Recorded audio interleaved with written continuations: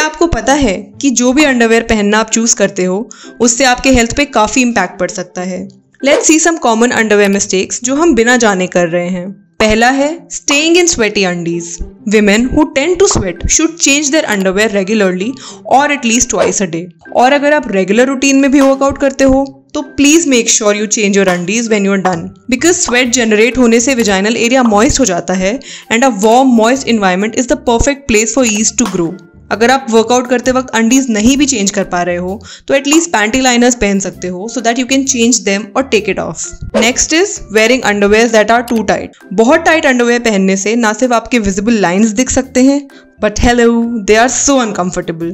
It can cause chafing of the skin and vaginal irritation, especially if you're postmenopausal, क्योंकि menopause के बाद vagina की walls thin हो जाती हैं और आपको easily irritation हो सकता है। Having said that, अगर आपकी sensitive skin नहीं है and tight underwear पहनने से आपको कोई irritation नहीं हो रही है, then you can go ahead and wear one. तीसरी underwear mistake is not wearing N underwear during the day. आप अपने नॉर्मल क्लोथिंग के नीचे अगर अंडरवेयर नहीं पहनोगे तो बॉटम वेयर का सीम आपके वल्वल एरिया में बार बार रब होकर फ्रिक्शन क्रिएट कर सकता है एंड आपके सेंसिटिव टिश्यूज को डैमेज कर सकता है। Secondly, the natural moisture produced by the vagina has nowhere to go when you're not wearing an underwear. So, for example, आप ड्रेसेस या स्कर्ट्स पहन रहे हो तो there is nothing there to absorb your vaginal moisture.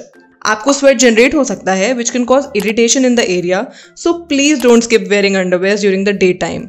फिर है wearing underwears that are made of synthetic fabrics or silk. Most of the underwear that's available is fairly breathable as long as उन underwears में cotton liner है at your vaginal area. But अगर आपको regular basis पे पहनना है then it's advisable to not wear ones which are made of silk और synthetic fabrics, क्योंकि ये फैब्रिक्स बिल्कुल भी ब्रीदेबल नहीं होते हैं which increases the risk of moisture being trapped and retained and उससे आपको यीस्ट या बैक्टीरियल इन्फेक्शन भी हो सकता है। So make sure you take care of this fact. Last is thongs. अगर आपका विजाइनल एरिया सेंसिटिव है या फिर यीस्ट या बैक्टीरियल इन्फेक्शंस के प्रोन है तो please avoid wearing thongs, they will only make things verse.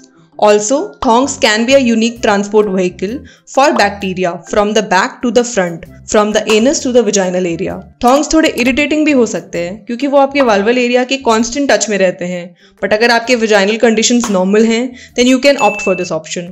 Just make sure you find the right type for you. Smart underwear habits basically आपके personal preference, आपकी skin कितनी जल्दी irritable होती है और आपके स्किन या एरिया पे इन्फेक्शन के कितने चांसेस हैं, इन फैक्टर्स पे डिपेंड करता है। तो बस आपको इन कुछ बातों का ध्यान रखना है जिससे आपके विजाइनल हेल्थ पे अंडरवेयर्स की वजह से तो कोई फर्क ना पड़े। Subscribe to our YouTube channel and hit the bell icon so that you don't miss any videos by us.